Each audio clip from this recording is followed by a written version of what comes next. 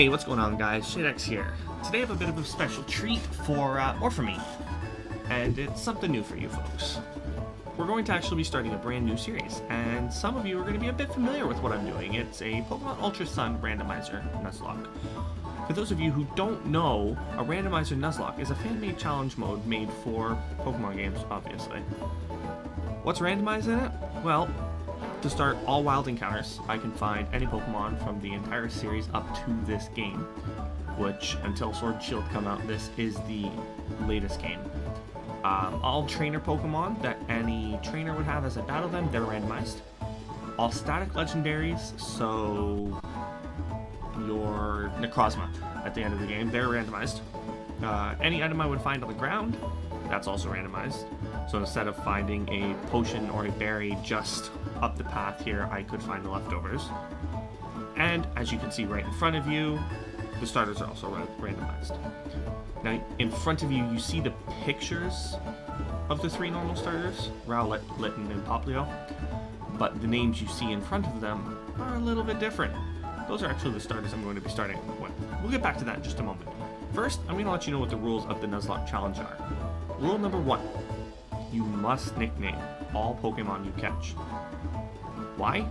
You're trying to create a sentimental bond with that Pokemon.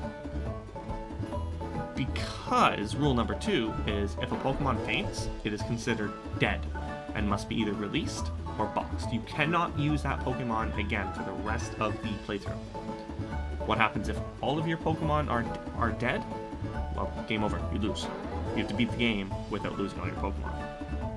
Which brings us to rule number 3. You can only catch the first Pokemon you encounter on each new route. So if there are 80 new routes in the game, you can catch a maximum of 80 Pokemon. From there, there's also little rules that each challenger of the game can add on their own if they want, since it is their game and they can play how they want. But those are the 3 most important rules of a Nuzlocke. So for my own personal rules, I'm also going to add a shiny clause. So essentially, if a shiny Pokemon pops up, I can catch it regardless of if I found my Pokemon for that route yet. I figure that's a rather fair rule because the shiny odds in this game are 1 in 4,096, and I don't believe I adjusted the shiny odds at all in the game. I should have, but I didn't. And then one more is a clause I kind of just made up on my own. It's called the Giratina clause, and that's just as simple of if Giratina shows up, I catch him. Why? Giratina is my favorite Pokemon in all 700, 800, whatever Pokemon there is. So if he pops up, we catch him. It doesn't matter if I've already got a shiny and my first encounter on that route. If a Giratina pops up, we catch him.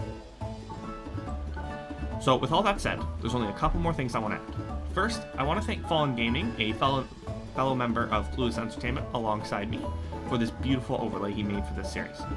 I would love if you could go and check him out. I'll be leaving his link as well as the Clueless channel link in the description below. Next, you may have noticed I haven't done anything spectacular yet in this video. I said we'd get to that.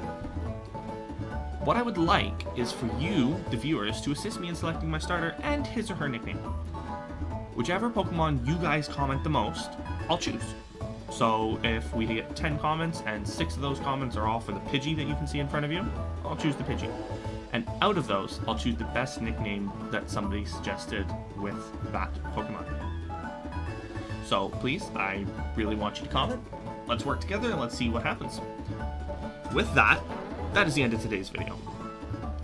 I have a couple opinions on which starter I would personally like to go with.